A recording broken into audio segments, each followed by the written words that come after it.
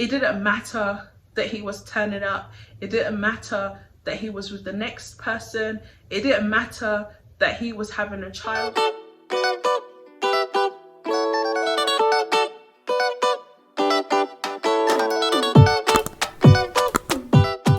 Hi, beautiful people.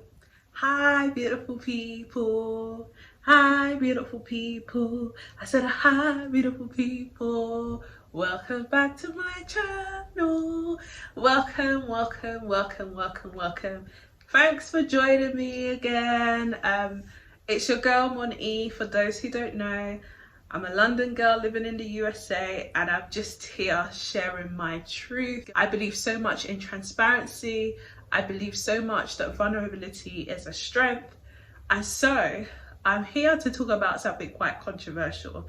And I know that you're probably thinking from the title, I know there's an auntie somewhere like, why is this girl bringing curses on herself?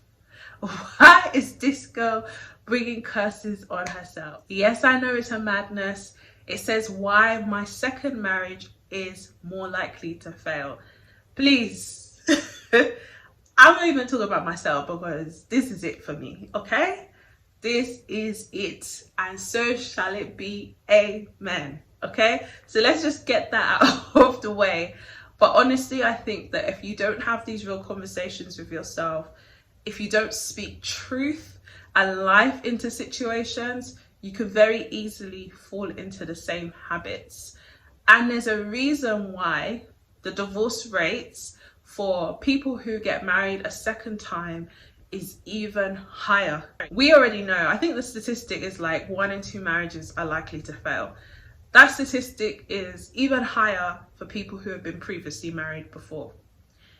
And I remember hearing that shortly after I got divorced. I'm thinking I'm doomed. It's just, that was it. That was my last chance. It's just over for me. But the truth is that that doesn't have to be your story. That doesn't have to be your truth if you put in the work to heal. So I'm here trying to share some of what I've read, some of what I've learned from experience, some of the things that I did, some of the reasons why your second marriage is more likely to fail. And the truth is just that a lot of us, and I think the same can be applied for relationships, we very easily jump into the next relationship without doing the work. We put it all on the other person. All of the blame is on them. And the truth is that it takes two to tango. What can you take away from that relationship? What is it that you've learned about yourself, about what you want, about the expectations you have, about some of the complaints and the behaviors, all the things that could have caused you guys to go your separate way? Work on them. Work on them, because they don't disappear. And the likelihood is that you will just take that into the next relationship and it will be a problem for the next person too, because it hasn't gone away, it hasn't changed. So we take this into our relationships, we go forward into our new marriages thinking it was just that devil that I was with before. He's the problem, she's the problem, and then we don't do anything about it. The second reason why your marriage, you see, now I'm saying yours because it can't be me. It can't be me. The second reason why your marriage is likely to fail, now I'm joking, I apply all of this to myself because that's the way I learn. Second reason why your second marriage is more likely to fail is because you're still heartbroken. You're still heartbroken. And it's okay if it takes you a while to get over it. It's okay if that person meant so much to you and currently you can't see a future without them. It's okay if you're hurt and you're bleeding and you feel like you're never gonna find anyone again. Embrace and own that truth, but then do something about it. Don't carry that baggage, don't carry that burden into another relationship and punish somebody else for the mistakes that somebody else made, for what you did in that relationship. Deal with it and heal, forgive, and then move on. And then get into the relationship. Don't jump into another situation thinking it's gonna fill those voids, thinking it's going to deal with the heart issues, matters of the heart. It's so important that we address it. It's so important we take care of it. I'm a big advocate for both Christ and therapy. That's how I got through it. It didn't matter that he was turning up. It didn't matter that he was with the next person. It didn't matter that he was having a child. Yes, all these things are factual and true. I was still grieving the relationship, and I just had to stay in my lane and focus on what I needed to do for me to be okay before I was ever gonna be able to consider being with somebody else again.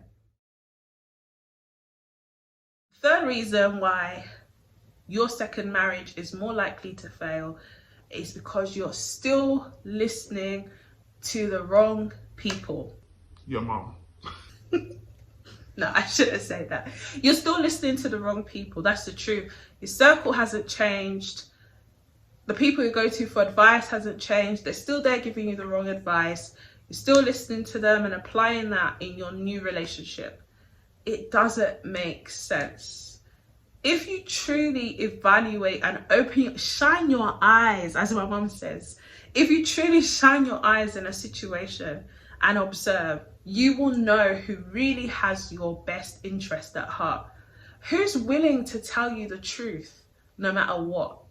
Who stands by you, both in the good times and the bad times? Who celebrates your wins, but also gets on the floor with you when you take losses?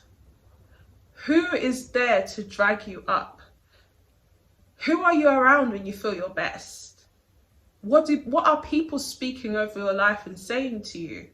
Like, honestly, for me personally, I don't want to be around people pleasers. I don't want to be around people that are just going to tell me whatever it is that I need to hear. I want people who are going to encourage me to be better. I want people who are going to call me out on my mess. Your mom's doing you no favors, you know. You're her baby. We get it. She loves you. But she's not doing you any favors, making you feel like you're don't stink, okay? It's so important that you are aware who's around you, who are you accountable to, who's the person giving you advice, who's giving your spouse, your other half advice. Who are they accountable to? What governs their thoughts, their behaviors, their actions? Like, these are all things that need to be considered before diving in a second time round, because divorce, I tell you, is costly. It is costly on so many different levels. I'm not even talking about the financial implication. That for me was the least of it. It can render you emotionally bankrupt. So why would you want to put yourself through that again? Do what you need to do to ensure that you don't ever end up in that situation again. Another reason why your second marriage is more likely to fail is because you're still spending time comparing especially to your previous marriage. This person used to do this for me. This person was making this amount of money. This person used to drop it down like it was this. This person used to touch me like it was that. This person used to do this or fly me here, or I don't know what it is that you're doing or comparing to, but I just want to tell you that comparison is a thief of joy. It is a thief of joy. Honestly, you're not going to make any progress if you continuously comparing yourself to other people's relationships, other people's marriage. It doesn't help when you yourself compare yourself to other people, much less comparing your spouse, comparing the type of marriage you have to others. It must be particularly hurtful if you're comparing it to somebody that you used to be married to before. Nobody wants to be in that position. Nobody wants to be compared to an ex. That's just period, point blank.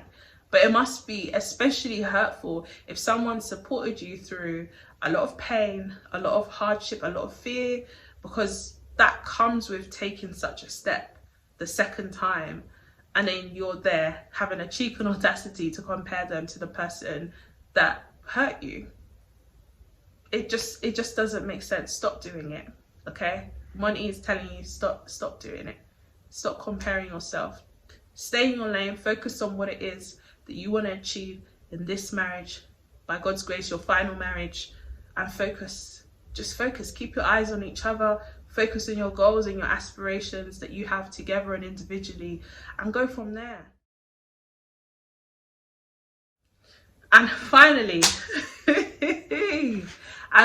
because I just need to end it here, because this one is the one that I've really had to work on the most. Your tongue, this your mouth is killing your relationship. This your mouth is suppressing him or her. It's not even suppressing. You're oppressing your spouse. You're oppressing your partner. I'm applying this to relationships too. You're oppressing your partner with your tongue. You are oppressing them with your tongue. You're constantly lashing out. You're constantly putting them down. You're constantly criticizing, comparing. Your tongue. Somebody needs to get a hold of it, honestly, and just keep it together. Your tongue. I remember watching something. Someone was speaking on a marriage study, and it was a massive marriage study. They followed many couples. I think they were trying to find out like what precedes divorce, and so they followed these couples for a very long period of time, and at the end, of course, a number of couples sadly had been gone for a separation or divorce, and so they focused in on the couples that had separated and divorced, and they found a common theme to do with the words that we use. It started with unkind words. Those unkind words became sarcasm and criticism. From sarcasm and criticism, started to see anger and contempt. From anger and contempt, they started to see people emotionally checking out and stonewalling. And then before you knew it, separation and divorce. Listen, your tongue has resurrecting power. You can speak life into that relationship, into that marriage, and turn it around just by changing what you say. As you start to profess things, and I've practiced this, as you start to profess things, you start to believe it honestly in your heart. I am beautiful. I am beautiful. I am beautiful. It's the whole premise of affirmations. The more you say it, the more you believe it, the more you live it. Apply that to your relationships. Don't allow your tongue to defeat. Don't allow your tongue to cause death and destruction. Use your tongue to resurrect and speak life into your marriage. Let this be it. I've been saying affliction will not rise a second time. That's been my scripture. Affliction will not rise a second time. It's not happening. This is it. There's no divorce here. Start speaking in that way and let it transform your marriage. I hope you got something from me. If you resonate with what I'm saying, let me know in my comment section. I want to hear from you. What's been your experience? Has this worked? Has it not worked? Let me know. I believe it will work. Anyways, I believe what I'm saying. I believe it will work. But just let me know. As usual, share. You don't have to be married to share. I'm sure this information will help and bless you. Like and subscribe to your girl. Help this channel to grow. Share. Get your mom, your dad, your family, friends, everybody, your boyfriend, your girlfriend, whoever it is. Get everybody to subscribe to my channel. Make sure you're liking and engaging with me. I want to hear from you. Let's do this together. Take care, everybody. Bye.